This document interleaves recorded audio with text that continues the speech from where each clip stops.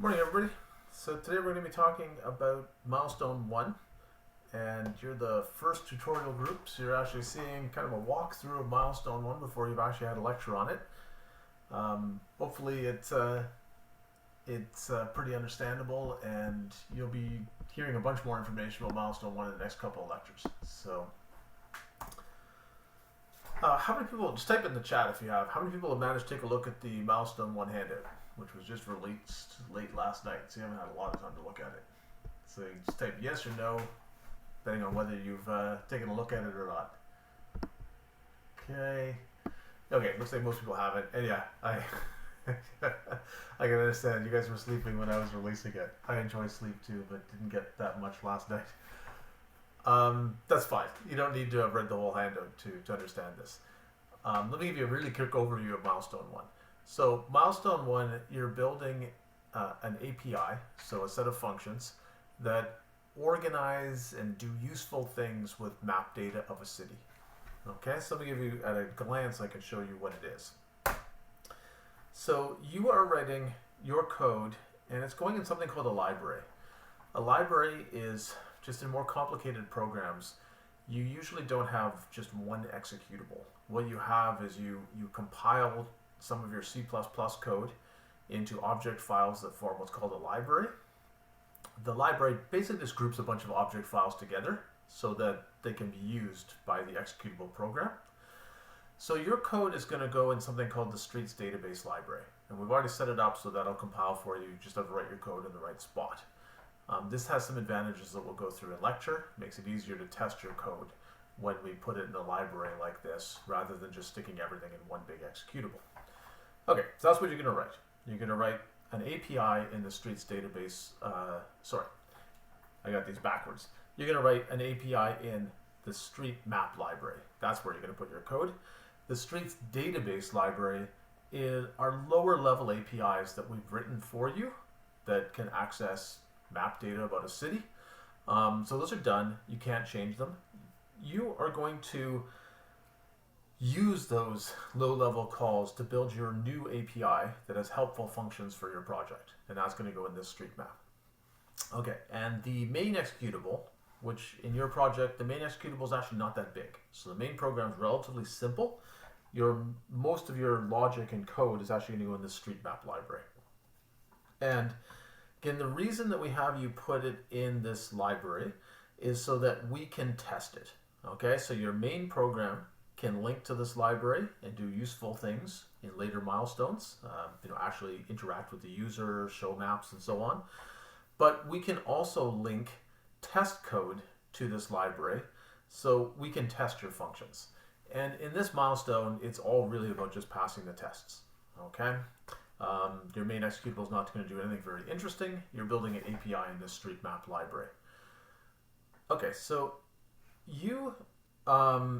we've already written a main executable, and you don't need to worry about it very much. It doesn't do anything very interesting. We've written the tests for you. You need to write this street map library. Okay, so how does it work? The tester that we've written is going to call load map, and load map basically gives your street map library a chance to load up some data structures. One of the things it's going to have to do is it's going to have to make a load call to our streets database library to say, okay, get all your data ready, because I'm going to start asking you a whole bunch of questions. Then our tester is going to make queries. It's going to test your API. So your API, I'm going to show you one of the functions from it in a minute. It has to answer various questions about a map. And we're going to make calls to your library asking questions. You may answer those questions by making lower level calls to the streets database library, or you might have saved some data when we called the load function, so you might just answer the question right away. And then after we're done testing your API, we'll call close map. And close map means you should get rid of any data that you have inside here, so you should delete it. And you should also call the close function on our streets database library so that we get rid of any data we loaded, so you don't have any memory leaks. Okay, so that's it in a nutshell. Hopefully that's reasonably clear. Again, we'll go over this in lecture more, and the handout talks about it more. If there are questions, just type them in the chat. Okay, so what do you need to do? Read the handout. Okay, I spent a lot of time writing the handout. I think it has lots of good information.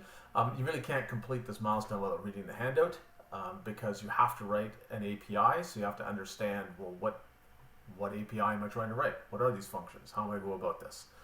So go through, spend some time, read it.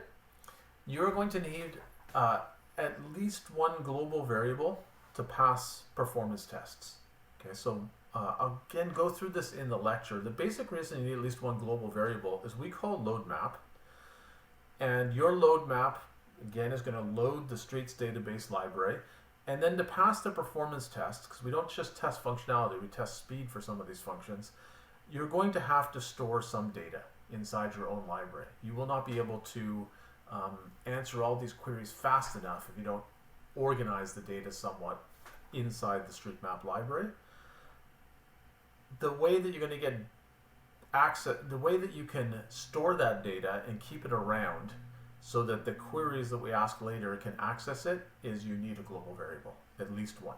Okay, otherwise there's no way to really get access to the data that you've stored, we call it load map. And you're going to use the containers from the SDL. So there's a good reason we went through those in the first two tutorials. So you're going to use standard vector, standard list, standard map, standard unordered map, standard multi-map. You won't necessarily use all of those, but that's your recipe book of things that you know how to use, and you're going to select appropriate data structures from that, and the STL is going to let you implement them very quickly. Once you decide what data structure you want for a certain purpose, you can rapidly get it implemented. Okay, so a big part of milestone 1 is you deciding what container is appropriate for what data. Okay, so what are you given? So you're given a skeleton. This is in m1.cpp. Okay. Let's see. Actually, this is actually in a file called libstreetmap. Okay, so source / m1.cpp. So we give you a little C++ file. It's not much in it, but it's a little skeleton to get you going. And in that skeleton C++ file, you'll see that there's a small implementation for a function called loadmap. Okay, loadmap is given a string that is the path to a big data file that is all the data for a city. And you are supposed to load up your data structures, load up our underlying API so that you're going to be able to answer a whole bunch of queries about this map. And if anything goes wrong, you'll return false to say I wasn't able to load it, and otherwise you're going to return true to say you were able to load it. And then after we're done querying your API, we're going to call this close map function, which currently is empty, where you should clean up any data. So if you actually loaded some data here, then you should make sure that you clear that data down here.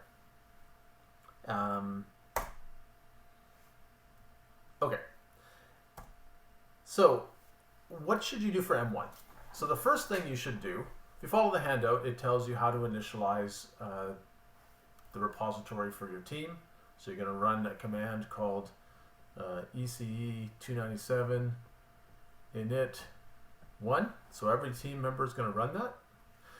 And that's going to set up your repository, and it's going to have a little bit of code in it already. So what I'm showing you here is a little bit of skeleton code that we put in your repository to get you going. So that's actually step 0. Run ECE 297 init 1. Then you're going to compile to see, okay, did the program build? And then you're going to run ECE 297 exercise 1, which runs our automated tests. So it says, does your API work? Is your API fast enough? So let's see what's going to happen. So you've done ECE 297 init 1. You compile, and you're supposed to run the tests, but you don't get that far. When you compile, you're going to get this. You're going to get a whole bunch of errors. So you're going to get an error like this. It says this long milestone 1 functionality intersection Toronto, Canada, public.c++, line 185 is making a call to find street segment length which takes an integer, and there's an undefined reference. Anybody know what an undefined reference is? Like, what does this mean? So you're going to get a compiler error. You're going to take make, or you're going to build in NetBeans, and you're going to get this output. And this is not the only one. You're also going to get told, well, you're going to get a whole bunch of these. Okay, so we get undefined reference many times. We're missing this function. And then you're going to get a bunch more. Okay? What does this mean? So what does this undefined reference error message mean? Yeah, so I see you have various people typing it in, and it means that it couldn't find the function. So this code you didn't write. Okay, this is in our tester code. So we wrote it for you. And exercise compiles that tester code, links that tester code to your library. And if it all links properly, the test will start running. But it didn't link properly. The linker, which is the last stage of compilation, is basically saying, I have code in this file that is trying to call a function that takes an integer and has this name, and I couldn't find it anywhere.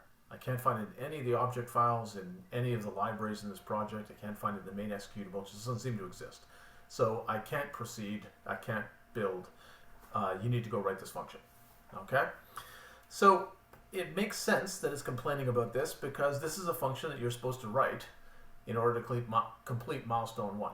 So you haven't written it yet. You can't even build your program. Okay, so if you want to know, well, what functions do you have to write? We've given you a header file called m1.h, and again, the handout talks about this, which is the specification of what you have to do. So here's a piece of that. Inside of it, and let's go back one slide here, we were looking for find street segment length. That was our undefined reference. And you'll see inside this header file, there is a function called find street segment length, and it takes one argument. It's of type street segment index, but I'm going to show you in another couple slides. A street segment index is just type def to int. So this is really a synonym for int, but it makes the code a bit easier to read. So it's saying we want an index for a street segment. It's really an integer, but you give it a nicer type name. Okay, so this is the function that's missing. It's complaining that it can't find this function, therefore it can't link. So we have to write this function. And it's not the only one. There are a bunch of other ones inside this header file. So we're going to have to write all of these functions in order to complete milestone 1. And each of them has comments above it saying what is it supposed to do. So this first one, find street segment length, is just supposed to return the length in meters of whatever street segment ID I passed in. And I'm going to talk about this in a little while. It also tells you how fast it has to be. So it says this has to be moderately fast. And I'll tell you what that means in a little while. Okay, so we're going to, the function that we're going to focus on in most of this tutorial is actually this one, find street segments of intersection, because it's a little bit more interesting.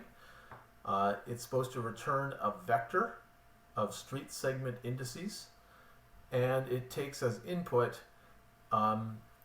an intersection index. So it takes the ID of an intersection, and it's supposed to return a vector of the IDs of the street segments that connect to it. And I'm going to show you what those things are in a minute, but this is the main function that we're going to work on in this tutorial. Okay, but before we get there, like, we can't even compile our program yet. So we're going to write a real implementation of this function, but we can't really test this function until the program compiles. So I want to make the program compile quickly. So I'm compiling. I'd like to run this, but I can't because the compile fails. So I want to make everything compile quickly. The way to do that is to create empty or stub implementations of all the functions in m1.h. So m1.h asks you to write, I don't know, about maybe 14 functions. We want to be able to get going quickly. So we're going to write empty implementations of all 14 of those, which are called stubs. A stub basically just doesn't do anything useful, but it compiles. So it's not going to pass any of these tests because it doesn't do the right thing. but it is going to compile, which lets us now start writing the real implementation of one function at a time and seeing if we pass some of the tests. Okay, so does that make sense? So I'll show you a stub implementation in a minute, but it's just basically the simplest possible implementation that will compile. So it basically does nothing, it just returns the right type, that's all. Okay, so I've gone off and written those stub implementations, and once you do that, we will actually compile. So this works now. We run, so that allows us to run the test, so we can run ECE 297 exercise, and it always takes an argument of what milestone. So we're using ECE 297 exercise 1 in this milestone. When we run that, you're getting an output that looks like this. It basically says I failed pretty much all the tests. Okay, I actually passed I passed some of the Valgrind tests, so I didn't have a lot of memory errors, but I failed pretty much everything else because there are all these functionality and performance tests, and I don't actually do the right thing in any of these functions, so I failed all the tests. But this is progress. I can build, I can run the tests. I'm now going to start writing these functions and trying to pass more and more and more of the tests. So ideally, I'll fail 0 of these tests when I submit the milestone. This isn't a lab, so it's possible that some of the tests you find hard and you fail them. That's okay. It's not binary marking. We don't say, oh, you failed some tests, you get 0. We basically, you get a higher grade if you pass more tests. Let's see. And yeah, it's a question, are there hidden tests for milestone 1? Yeah, for every milestone, we release a whole bunch of public tests, which is what you're running here. We will also run some private tests. The private tests are no harder than the public tests.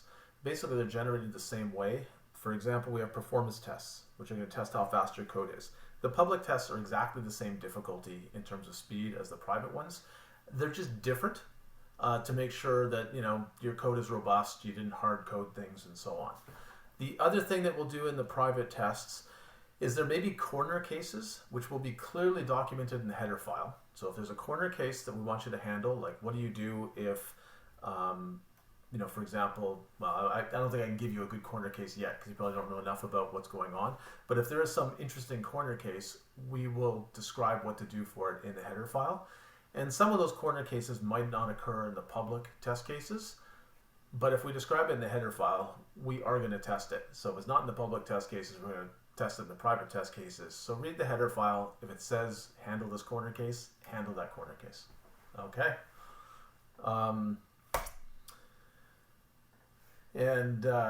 Yeah, I see someone saying Lab 3 flashbacks. One of the nice things though that we're doing is you're not parsing the input. We are hooking into your code. So there's not a whole bunch of parse this word, parse that word. You're not going to find any specifications like that.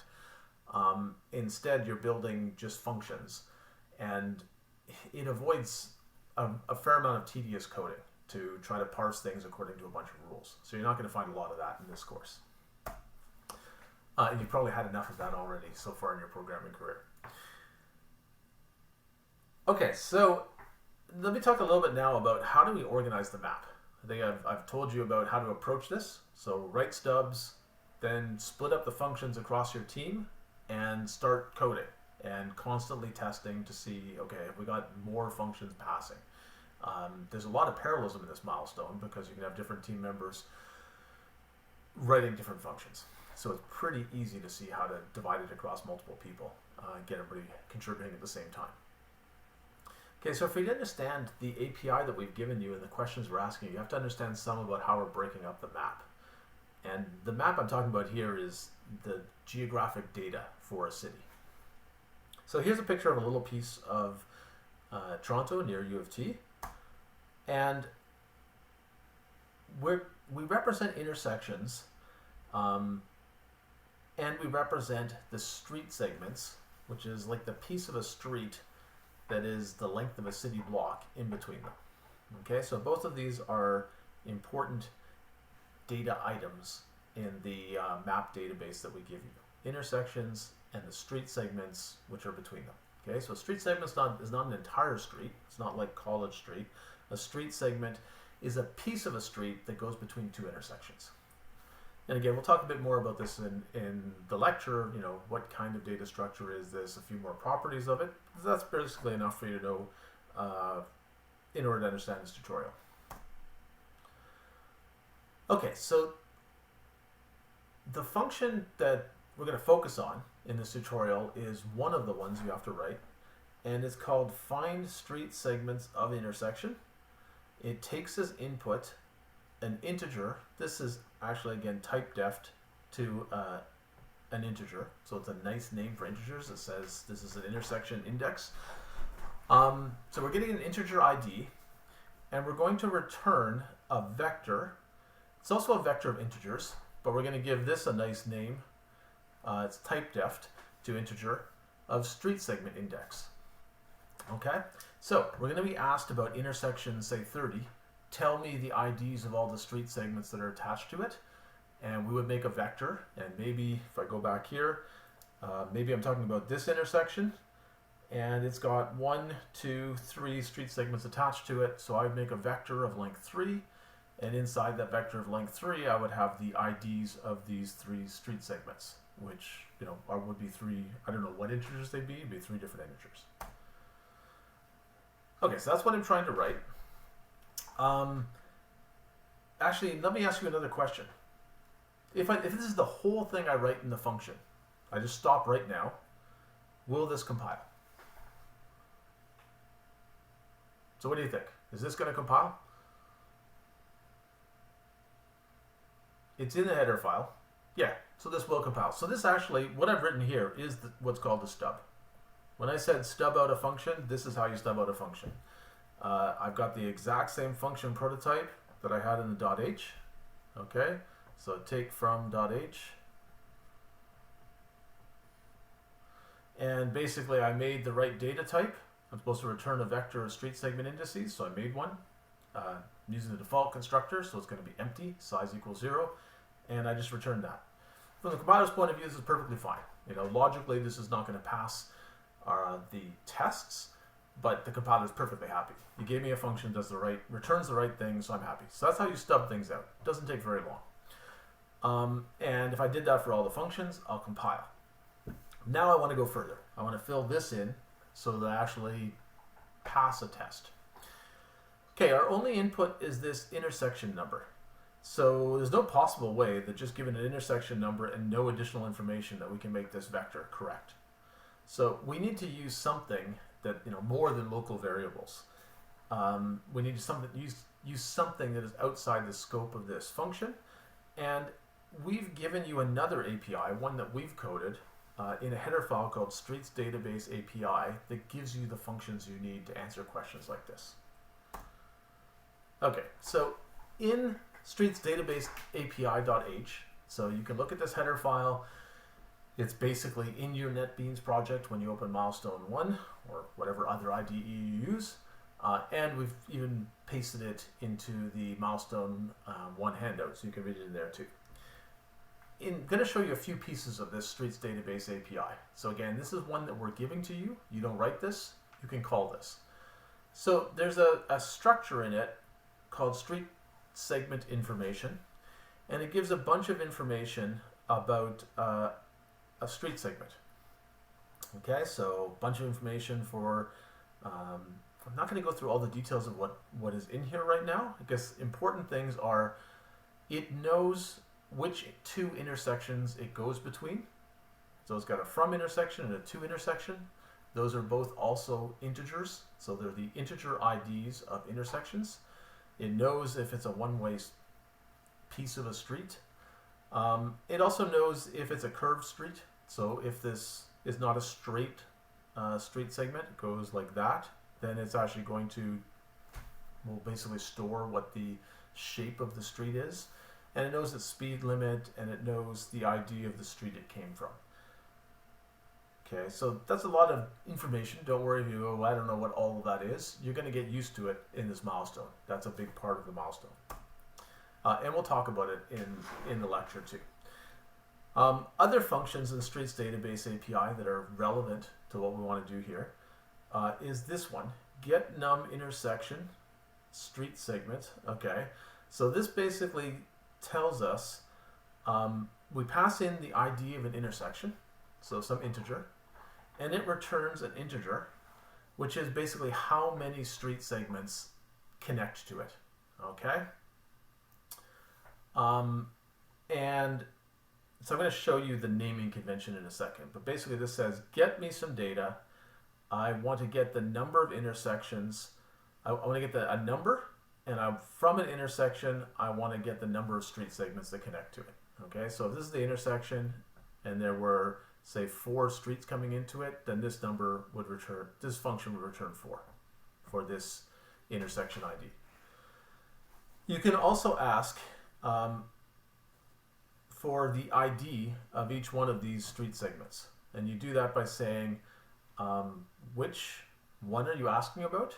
The first, the second, the third, or the fourth? So which one of these are you asking about? And which intersection are we talking about? And then for any street segment, you've got the ID of a street segment. We can say, give me that data structure that I just showed you. Okay? So this is that data structure that you can get for a street segment. Okay, so that was quite a bit of information. Let me show you that more pictorially with an example. Okay, so one of the functions you're calling is this get num intersections street segment. We passed in the ID of some intersection, maybe intersection 300.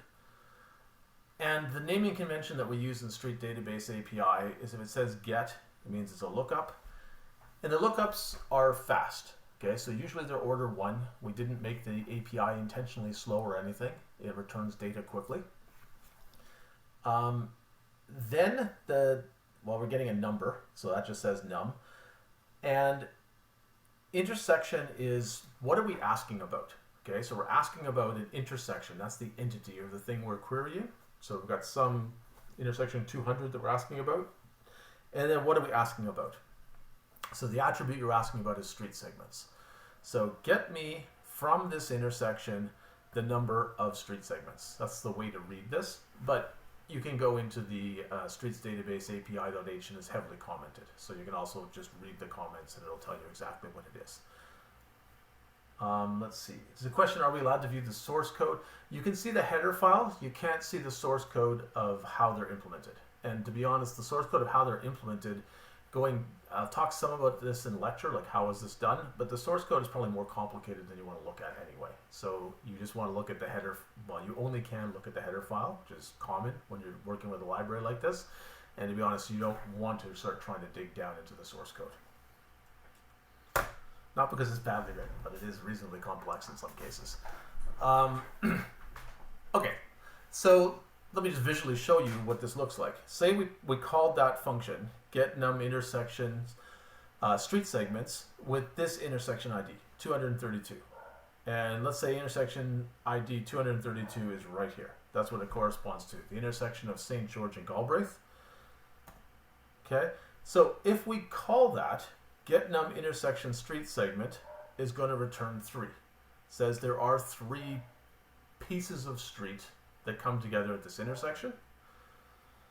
Okay, and then if I want to get, well, what are the IDs of those street segments themselves? We now would have to make 3 calls. So we say get from this intersection, I want to get the street segment, so not the number of street segments anymore, a specific street segment. So we basically say for intersection 232, give me the 0th street segment.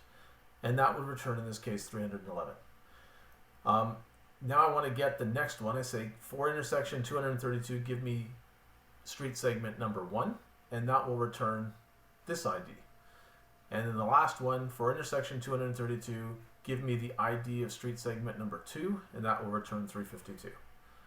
Okay, so with these 2 API calls, I was able to get, what I needed. How many street segments join together at this intersection, and then what are their IDs? Okay, so there's a question from Dante, why is 3110? Basically, the convention is zero-based indexing, which is common in C and C++. So when you're told there are 3 street segments that are meeting at this intersection, and you get that by making this API call, you will ask, okay, for the first one by asking for 0, the 0th one. You'll ask for the next one by asking for the 1 offset, and you'll ask for the second one by asking for the 2 offset. Does that make sense? Okay, you're asking, why isn't 321 0? It's arbitrary. You make no assumptions about this. Okay, there are 3 street segments that intersect intersection 232. You can ask for them by saying, give me the 0th, the 1st, and the 2nd. You cannot make any assumptions about what IDs come back. They are integers that allow you to look up other stuff. You can't make any assumptions. Okay, the ordering is completely arbitrary. Okay, we take a whole pile of data from, again, you'll see this in the lecture, from OpenStreetMap, and we process it, and we assign IDs and so on. You cannot make any assumptions. Like, so these are realistic IDs, but this could be 10,000, 8,000, 52,000. That would also be perfectly fine. Make no assumptions. Okay? This you can assume. Well, this is guaranteed. You will ask for the first street segment that intersects this intersection by asking for the 0th, then the next by the 1th, and the next by the 2nd. But yeah, what comes back are a bunch of integers that you can't really count on much, except that they are between 0 and some number. Okay, and then if I wanted to, so I've got the street segment 311. So it's ID. If I want to know more about that street segment, I can call this function, get street segment info of 311, and you'll get that struct that I showed you earlier. Street segment info, so it's got a bunch of data members that you can directly access, and you can look at, is that a one-way street segment, what's its speed limit, various things like that. Okay, so one last thing to notice is you see there's intersection indices, there are street segment indices. All of these indices are actually type deft to integer. So the compiler sees them all as integers. This is just to make the API more self-documenting. This intersection index, you should make sure that it's an integer, but it should really represent, you should be trying to use it with an ID of an intersection, not some random intersection not some random integer. But the compiler sees them all as ints, which means in your code, if you start mixing things up and you start passing, street segment indices into functions that expect an intersection index, you won't get a compiler error. Your code will just not work. So name your variables well so that you can tell what kind of index is what. And just be careful of that. Okay, so I'm going to put you in breakout rooms so you can actually try coding something. This is the function that we're trying to write, and it's one of the ones you really have to do for Milestone 1, so if you write this here, you're already ahead of the game. So we're taking this function that takes in the ID of an intersection, and it's going to return a vector of the street segment IDs that actually meet at that intersection. Okay, so I'm giving you that much code. I'm going to put you in breakout rooms. Take a few minutes to try to write this. Just type it in any text editor you want, and you can paste it in the chat if you feel you got a working solution when we come back. You are likely going to need, some or all of these function calls. So get the number of intersections. We'll get the number of street segments at a certain intersection. Get each of those street segments using what we just did. You can ask for the 0th, the 1st, the 2nd. And you may need get street segment info to get more information about it. Okay, so I'm going to put you in breakout rooms for the next 4 minutes or so, and we'll see how this goes.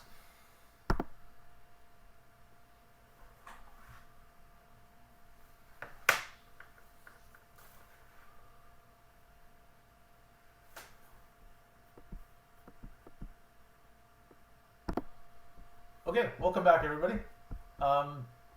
Anybody want to take a shot at typing some code in the chat? Also, tell me if you say yes or no, depending on whether you think you got it or not. And if somebody feels like sharing, you can paste the code in the chat. So first question, yes or no? Did you manage to solve it or not in that 4 minutes?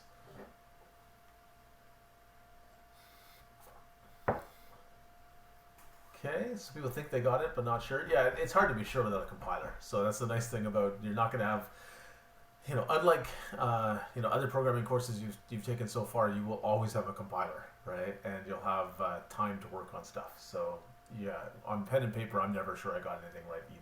So the best thing you can do is say I'm pretty sure. Okay, and so it looks like a few people at least thought they got it. Anyone want to paste their code in? So if you feel bold, feel free. Otherwise, I'm going to show you the code that I wrote in a minute. Okay, let's see.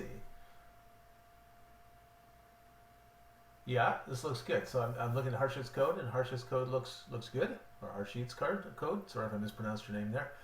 And looking at Suja's code, which also looks good. Yeah. So I see a couple of implementations, both of which look good to me. So here's my implementation. It's not very complicated. So part of this milestone, some of the functions are a little more tricky than others, but part of this milestone is to get you used to how do you talk to the APIs we've given you. So how do you read a header file? How do you understand the API? How do you use this specific API? How do you use some of the STL classes? So here's my implementation. So I get the number of street segments for this intersection ID. Okay, so an intersection ID was passed in. I know that's the one I'm working with. So I ask how many street segments are connected to it. And I'm going to go from 0 to less than that number. Okay, so it's got a for loop. For every one of those values of I ask, give me the street segment ID for, basically that counter for that intersection ID. And now that I've got that street segment ID, I want to put it in my vector. Okay, so my street segment ID's vector I've created. It has size 0 to begin with, so I just do a pushback and I put it in there. And when I'm done going through that loop, I return that vector. And yeah, this is perfectly correct. Did you just get a free answer? Yeah. So this is one of the functions that you have to code for milestone 1. If you don't get this one right, you're not very good at cut and paste from the slides, because this will work. Okay, so you test the function. You write it, you immediately should test it. So you build, it builds, and then you run ECE297 exercise, milestone 1. Okay, if you run ECE297 exercise with no arguments, it just runs all the tests. Now I want to save a little time here because I didn't even write the other functions, they're just stubs, so I know they're going to fail. So I say I want to run just one tester, and I want to run the tester that it tests intersection related things. So that's what this does. It run the tester that has intersection somewhere in its name. The star means anything before, anything after. And we put quotes around it, single quotes around it, to make sure that the command shell doesn't do anything funny. So again, if you just want to run ECE297 exercise 1, that's perfectly fine. But if you want to run specific tests, you can by using this notation. It's documented in the milestone 1 handout, and all of the scripts we run in this course, if you pass in the argument -h, they basically print help. How do you run me? So they'll tell you about their arguments. Okay, so what do I see when I run this? There's a functionality test. So all our functionality tests start with func, and we pass those. Okay, so that's good. And those ones just test, does your API return the right thing? So we're returning the right value. But we fail performance, okay? So we fail, and actually timed out means we failed it pretty big, okay? We weren't even close. The script ran for a while and eventually just gave up and said, it's taking too long. So it works, but it's not fast enough. Okay, so let's go back to m1.h to look at the specification of what we have to do. Notice that this function that we've been writing, find street segments of intersection, has a speed requirement of high. Okay, what a speed requirement of high means. It's right here. Okay, so it's in the same header file higher up. This function must be very fast and is likely to require creation of data structures that allow you to rapidly return the right data rather than always going to the streets database API. Okay, so yeah, so it's not fast enough. Just to complete, what other speed tests are there? Moderate. Moderate means that there are some functions there you notice have moderate speed requirements. That means it's speed tested, but if you write it in a reasonable way, you probably don't need to store any data. Just calling the streets database functions should pass the speed test as long as you don't do anything kind of very inefficient. And there are some that have no speed requirement, which means it's not speed tested. As long as it doesn't hit, like, after 5 minutes we kill the test. So as long as you don't take 5 minutes, which is a long time, it's fine. Okay? But the one we're doing right now is in this high category. And the header file tells us you're probably not going to pass this without storing some data. So let's look at the complexity of our function. So whenever we try to speed up something, we should first check what's the complexity. So all of these are order 1, okay? All of these streets database functions that we're calling are order 1. So what's the complexity of the function that we just wrote? What do you think? And let's say that the number of street segments at an intersection is some number k. Okay, we're not going to call it n because n is kind of a big number, like number of intersections or number of streets in the street segments in the whole map. Those are big numbers. Yeah, so the order of this is k. We just go through this loop k times, and we make order 1 calls, do order 1 operations. So the overall complexity is order k. K is not that big, okay? So for a street map, you can't have a city where intersections have huge numbers of street segments. Usually they're going to have 4. Sometimes they might have 3. Maybe there are weird intersections with like 6 or maybe even 8. But it can't be 10,000. No one can build a city with intersections where 10,000 streets come together. That's crazy, right? So the complexity of this is actually not bad, but we still didn't pass the speed test. What can we do to speed up our function? Is there anything else we can do? And there's a big hint back here. It basically says you are likely to require creation of data structures in order to pass something with a high speed requirement. So what do you think we can do? Yeah, so we're going to implement data structures. So, and we can do that in load map. So load map is intended to give you a chance to load whatever data you want. I saw a question of, is it speed tested? It is speed tested, but the speed test is very loose. You're given several seconds. It depends on the exact map because you'll be tested with different maps. So for Toronto, it's probably something like 10 seconds, and for a bigger city like Tokyo, you're given something like 40 seconds. That's a long time, so you can do a lot of pre-processing. So we can load up some data structures in order to make our query functions faster. Okay, so let's look at this. So we're trying to speed up this function. What are its inputs? Well, its input is an intersection ID, which is an int. What is its output? Its output is a collection of street segment IDs. Okay, so it's a vector of street segment IDs. So what data structures could we use? So you got a menu now from STL. So we have a vector, which takes essentially as its input, the square bracket operator that lets us get data. We can send an integer in, and it can output anything because it's templated. So what about a list? A list takes as input not an integer, it takes an iterator. Okay, so you could go looking through the list to find some specific integer, and then you can return anything because it's templated. Its output could be anything. So you could do it. Looks a bit less convenient. A map. The key can be anything in a map, and the value could be anything in the map. So we could use an integer as our key, and we could return anything we want. So it could be a vector of street segments. And an unordered map is the same as a map, basically. It's just a hash table instead of a binary search tree. So again, the key can be anything, and we can return anything. Okay, so basically any of these could work. List looks the most awkward because it doesn't actually directly take an integer as an index or a key, but we could use functions. There are find functions we could use with iterators to go find the right element. Okay. I see people saying unordered map. So Okay, so that's the right way to think. You start looking at this and going, okay, which of these should we want? And list is looking kind of not so good because it looks a little awkward, but the other ones look not too bad. What could we use? Well, we could use any of them. We can make any one of these work. What can they return? So like any of them could be accessed with an integer, but list will be the most awkward. They could return any data we want, so they all work.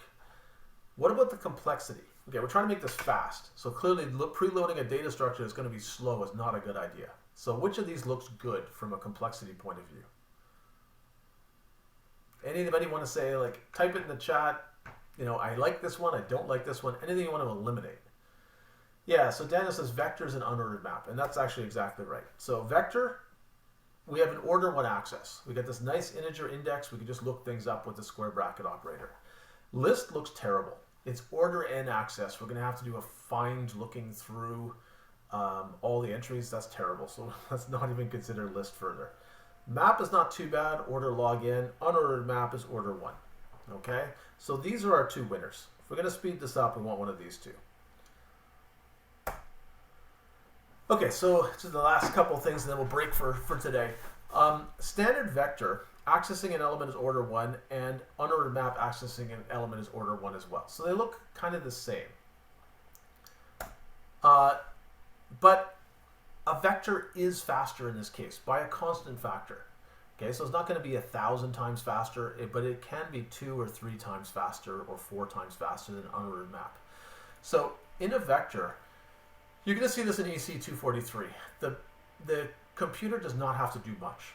It basically just does a computation of the memory address, which is one addition, and then it goes and loads the data from that memory address. So that's quite fast. An unordered map is more work. It makes a call to a hash function to get an index into the hash table. So you might have passed in index 300, but an unordered map hashes that integer. So it turns it into another index, and it uses that to go into the hash table. And then to get into that hash table, it does a memory access. So it does everything that vector did plus more. Okay, so there's more work in a hash table. So given that a vector works fine, because the indices we're using for intersections start at 0 and go to some num intersections in the vicinity -1, they work perfectly with a vector. We should use this one. It's going to make our code probably, you know, on the order of 3 or 4 times faster. Why wouldn't we take that? Okay. So it's going to go over by a minute or two, but if you need to drop off, this will all be recorded. Okay, so I just told you vector is best for this case. Do I ever need to use unordered map? Sometimes you do need to use it. So arrays and vectors are indexed using a number, but that number is kind of special. Its first entry should start at 0, and its last should be at size -1. Okay, so if you have indices that look like that, you cannot beat an array or a vector. That is the fastest possible data structure. And the indices that we're giving you, the way we've organized the data for streets, intersections, street segments, on purpose, the indices start at 0 and they go to some number -1, and you have an API to ask what is that number. So they work really well with vectors. But what if your input wasn't an index? So let's say that you were looking for something by string. You were trying to find, look up streets by their name, okay? Well, that's a string, okay? So you're going to need something. You can't use the index of a vector in that case. That's one case where an unordered map is going to be very useful. The other case is if you're looking up with a really big number. So it's an integer, but it's not an integer that starts at 0. It's not an integer that ends at some nice number, like 100,000. You have 100,000 streets in Toronto, so the indices go from 0 to 100,000 -1. Instead, it's just a giant integer that could have all sorts of different values. Could be 20 trillion. Okay, in that case, you can't put it in a vector. A vector with that many elements would be way too big, and most entries would be empty, so it would be inefficient. In that case, you again want to use a hash function. You want to use an unordered map. So there are going to be cases where an unordered map is useful, but not for this function. For this function, it would work, but vector is going to work better. Okay, and I think we'll end it for today. And I'll show you how to speed this up next week. So we'll finish this tutorial. And the slides are posted. So if you want to look ahead to see how to do this, you can go ahead and do that. Okay, and I'll hang around in case there are any questions.